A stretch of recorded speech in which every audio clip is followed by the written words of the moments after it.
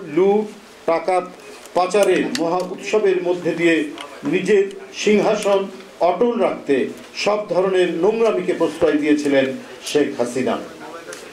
তার শাসনের সমসময়ে হত্যা, গুম, খুন, ধর্ষণ, নারী শিশু নির্যাতন, বিরোধী দলের রাজনৈতিক নেতাকর্মীদের উপর অকথ্য নির্যাতন রাষ্ট্র সমাজের এমনই বিস্তার লাভ ঘটানো হয়েছিল যাতে সভ্য শিষ্ট সজ্জন মানুষের বসবাস করার বিপজ্জনক হয়ে পড়েছিল।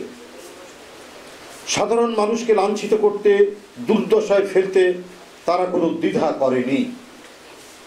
বিরোধী রাজনৈতিক দলের নেতাকর্মীকে অবমাননা, অতিকথন ও অপপ্রচারের বিরতিহীন কালিমা লিপ্ত করার চেষ্টা করা হয়েছিল।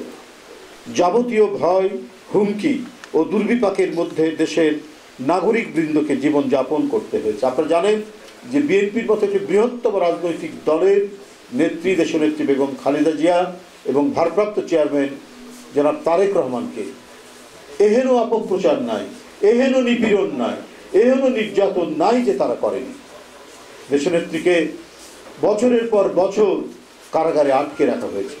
তিনি যাতে চিকিৎসা নিতে না পারেন তার যাবতীয় ব্যবস্থা এই সরকার করেছে। দলের ভারপ্রাপ্ত চেয়ারম্যান যাতে দেশে ফিরতে না পারেন এই কারণে একের পর এক মিথ্যা মামলায় তাকে সাজা দেওয়া হয়েছে। গোটা দেশকে নিজের হাতের মুঠোয় নিতে শেখ হাসিনা কোনো আইনের শাসন, ন্যায় বিচার কোনো কিছুর তোয়াক্কা করেননি। এক ভয়ঙ্কর একদলীয় দুঃশাসনের মধ্যে দিয়ে এক দানবীয় দুঃশাসন তৈরি করেছিলেন শেখ হাসিনা। প্রিয় বন্ধুগণ, সেই রেস ধরেই চলেছে এখনো নারী শিশু নির্যাতনকারীরা যেন ওতপ্রোতে বসে আছে। সেই রেসটা এখনো সম্পূর্ণ কাটিয়ে ওঠা যায়নি পরিবর্তিত পরিস্থিতিতে। এখনো সেই সমস্ত দুষ্কৃতিকারীরা ওত পেতে বিভিন্ন জায়গায় বসে আছে। সম্প্রতি মাগুরায় বোনের শ্বশুর বাড়িতে শ্বশুর